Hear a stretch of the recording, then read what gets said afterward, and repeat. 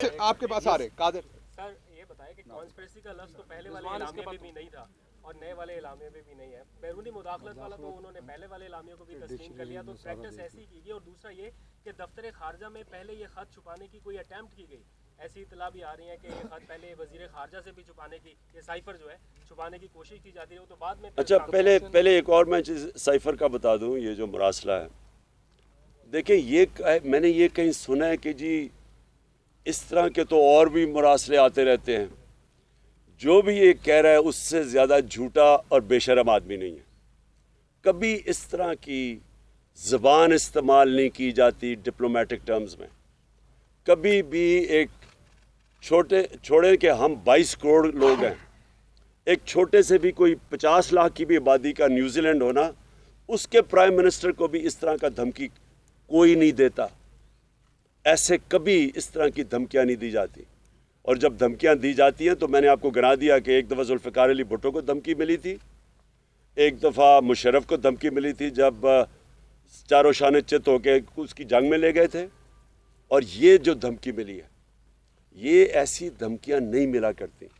اور یہ میں سمجھتا ہوں کہ ہمارے ملک کے لیے سب سے شرمناک چیز ہے کہ وہ قوم جو لا الہ الا اللہ کا نام لیتی ہے کہ ہم تو اس کے نعرے پہ آزاد ہوئے تھے, وہ اس طرح کی دھمکیوں کے سامنے جب گھٹنے ٹیک دیتی ہے اور اس کی سازش, ان کی دھمکیوں کے بعد سازش کامیاب ہو جاتی ہے, اور کوئی شک نہ اس میں کرے کہ اس سے بڑی سازش پاکستان میں ہوئی نہیں ہے جو یہ ہوئی تھی. لندن میں نیا پاکستان بنا ہے سر, 2 دن سے ملاقاتوں کا سلسلہ جاری ہے, اس پہ ذرا کمنٹ کریں سر. بس میں یہی کہہ رہا ہوں کہ دیکھیں نا, جب آپ کے اندر کوئی شرم ہی نہیں ہوتی کہ پہلے آپ 20 سال لوگوں کو کہتے ہیں کہ زرداری کہتا تھا وہ نواز شریف کرپٹ ہے, وہ کہتا تھا وہ کرپٹ ہے, پیٹ پھاڑ کے پیسے نکالنے تھے اور وہ ان کی تقریریں سننے پہلے, اور کوئی شرم ہی نہیں ہے. بس اصل میں یہ بات نہیں ہے, یہ لوگوں کو بھیڑ بکریاں سمجھتے ہیں.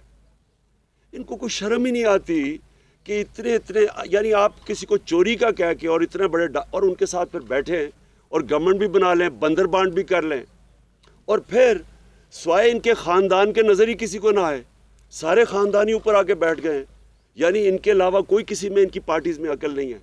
اوپر آ کے یہ بیٹھ جاتے ہیں, وہ باپ ادھر بیٹھ گیا, بیٹا ادھر تیاریاں کیا رہا ہے.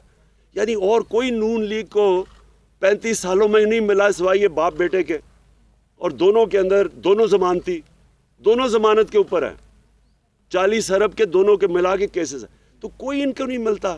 اور اسی طرح دوسری طرف چلے جائیں, وہ اس کو بیٹے کو چھوڑا ہوا ہے, وہ بس وہ اردو انگریزی میں اکٹھی بولتا ہے, اس کو کوئی آج تک پتہ ہی نہیں ہے کہ میں یہ کر دوں گا, میں لات مار کے گرا دوں گا.